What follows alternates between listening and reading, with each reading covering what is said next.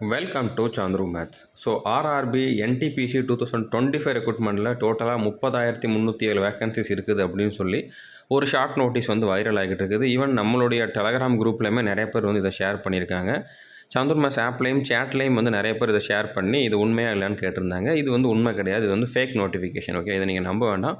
அதுக்காக NTPC notification அடுத்து வராதான்னு கேட்டிங்கன்னா கண்டிப்பாக வரும். இந்த வருஷம் கண்டிப்பாக அடுத்த நோட்டிஃபிகேஷனும் வரும். ஆனால் இது வந்து ஃபேக் நோட்டிஃபிகேஷன் தான். ஆனால் இவ்வளோ வேக்கன்சி இருக்கிறதுக்கும் சான்ஸ் இல்லை இந்த வருஷம் வர வேக்கன்சியில். ஓகே, ஸோ நீங்கள் வந்து கண்டினியூஸாக உங்களோட ப்ரிப்ரேஷன் வந்து கொடுத்துக்கிட்டே இருங்க.